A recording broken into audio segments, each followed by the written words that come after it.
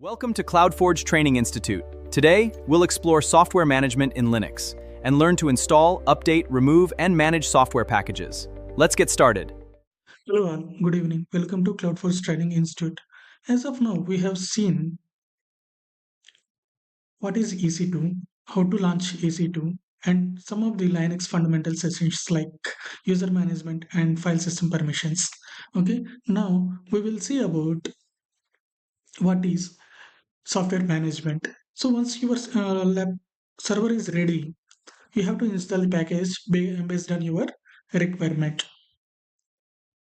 So today we will see how to install the packages and how to update it, how to configure it, everything we will gonna see now.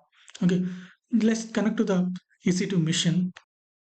I have logged in, so I need to switch to root user because it has all admin privileges. So what is software management? So software management is nothing but installing, updating, removing, and maintaining of software applications of Linux machine, just like your WhatsApp, Instagram, and Gmail, like this. So we have to install the packages for Apache, Nginx, Docker, whatever based on your requirement. Okay. So what is package? So package is the compressed file that contains every required file to install the application. That means it has application files, configuration files, libraries, and other scripts.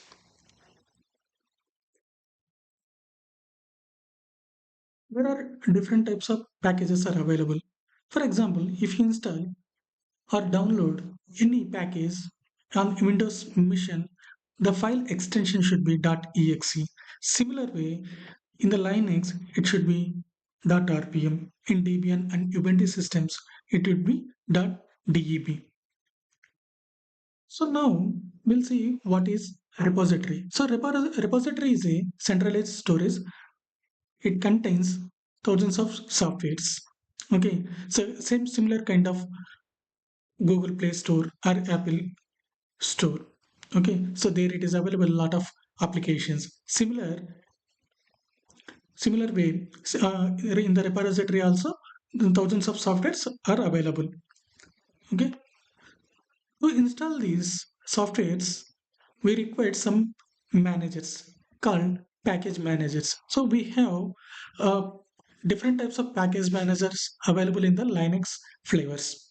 So what it will do? So it will communicate with the repositories and manage the software. Means it will install, update, remove, or search the package from the repository on your system.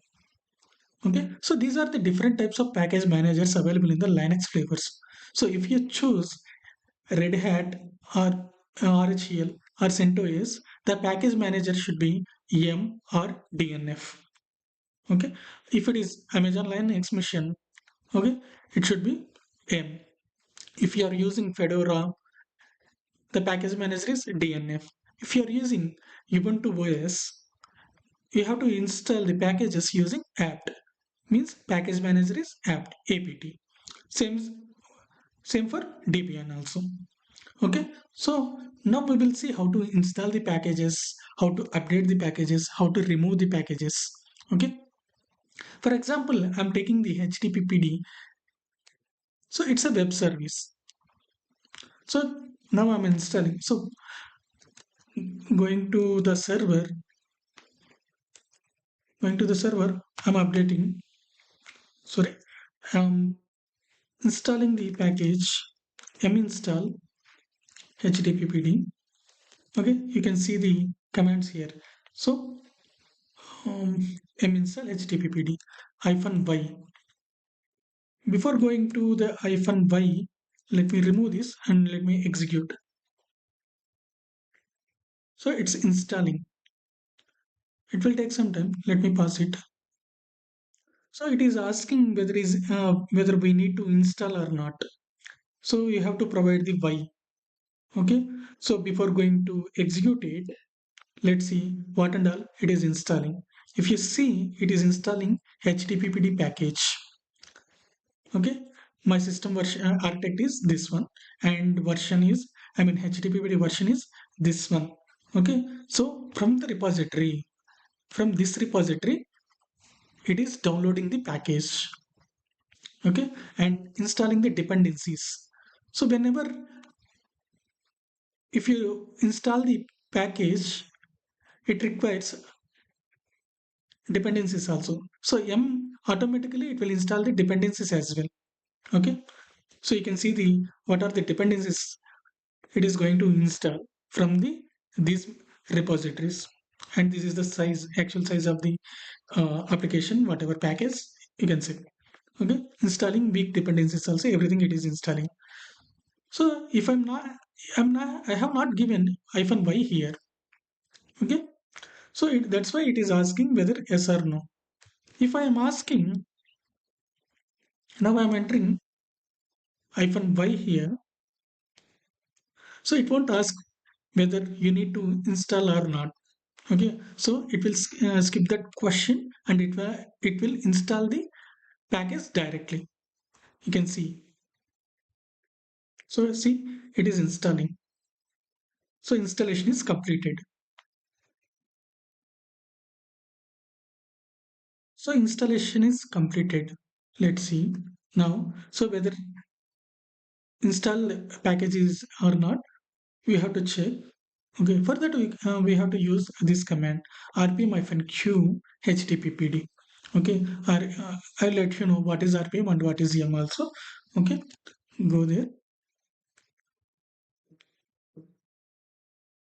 rpm-q httpd.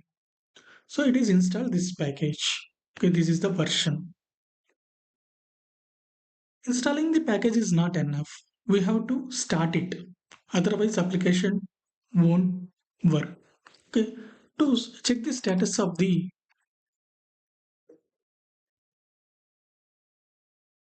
to check the status of the service, we have to use this command. So systemctl is the command httpd. So currently it is inactive, means it is not running.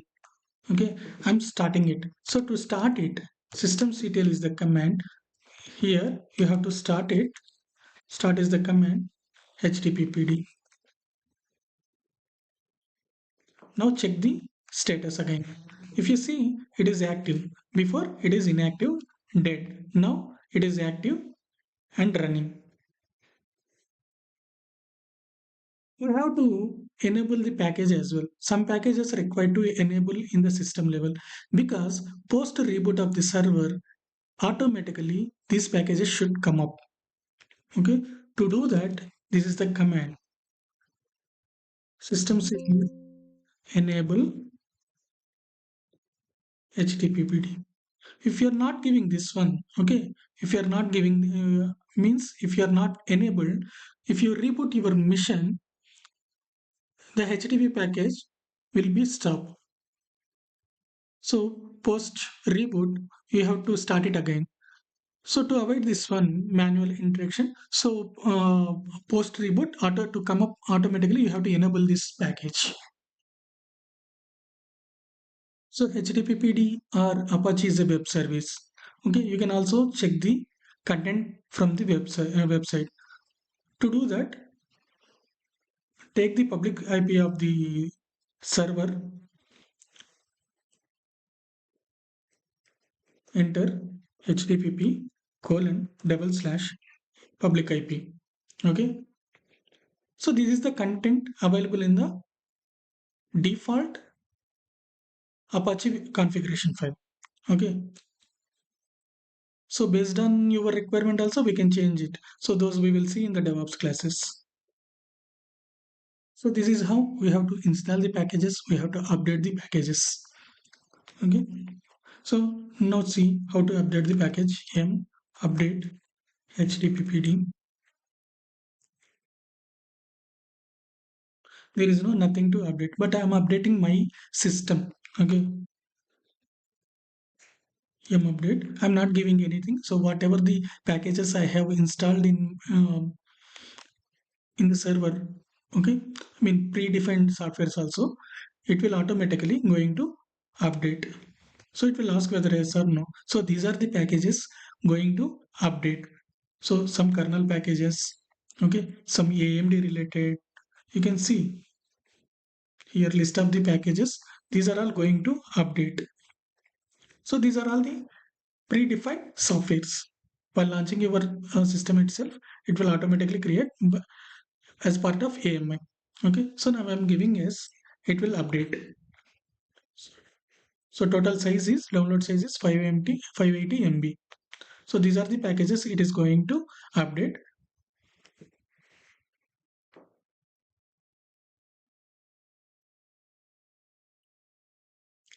So once the package is completed, means updation is completed, we will see how to remove the packages and how to stop the packages as well. So as of now, we have installed the HTTPD package. Now we will see how to stop it first, then how to remove it.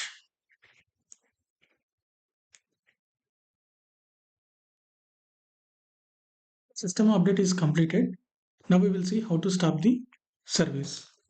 Systemctl is the command to stop the service. Not only HTTPD, you can stop any service using systemctl stop command. So stop. So I'm seeing the status again. Systemctl status HTTPD. You can see it's inactive or dead mode. Okay, even if you browse your website, you will get error. Okay, site is not can't be reached. So like this, you can use these commands. Next, so as you know, repository is a centralized storage location for the Linux. Okay, so it stores the couple of packages there. So from where you have to install the packages. Okay, but there are two types of repositories. One is public repository and another one is private repository. So public repository, it's maintained by operating system vendor. So if it is Linux, sorry, if it is Red Hat, so Red Hat company will manage the repositories. If it is Amazon Linux, it will maintain by the Amazon. It will say if it is CentOS, it is managed by Red Hat. So if it is Fedora, if it that is maintained by Fedora. So how it works? So when you are installing the HTTP package, okay, in the Linux, so first you have to log in into the server. Okay, now you have entering the command minstall HTTP. Okay, this package manager will connect with the public repository, and from public means from the internet it will download. Okay, once it is downloaded, you have to start it. And another one is private repository or local repository. Okay, that is creating inside your organization in your own server. Okay, so instead of downloading the packages from the internet, you have to download the packages from your company local repository. So there are different applications are available for to store the packages like JFrog, Nexus, kind of. Okay,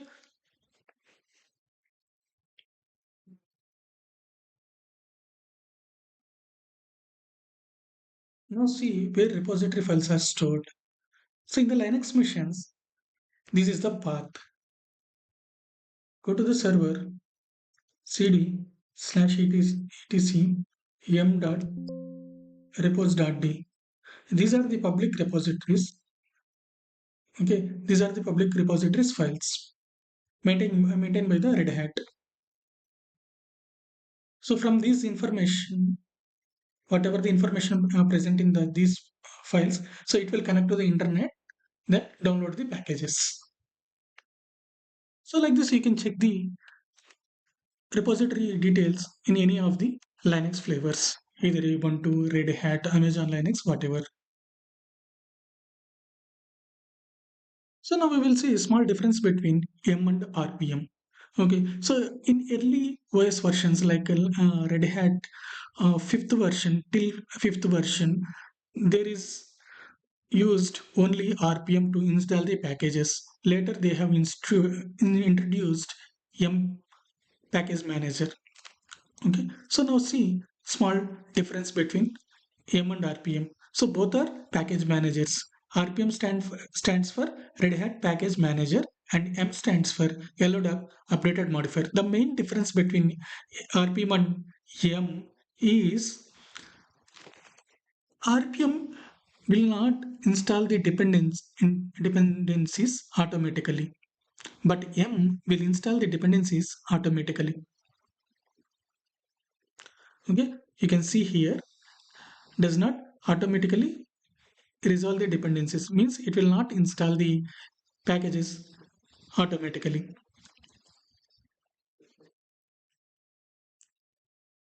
So from a Red Hat 6th OS version, M is introduced and it is using nowadays. So RPM is using only for the local package installations.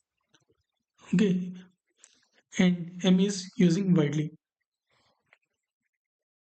So this is the small information about software management. You can install any of the package, the Linux machines, and you can configure it. So thank you so much, guys. See you in the next class. Thank you for watching. If you found this video helpful, please like, share, and subscribe to our YouTube channel for more AWS, Linux, and DevOps tutorials. See you in the next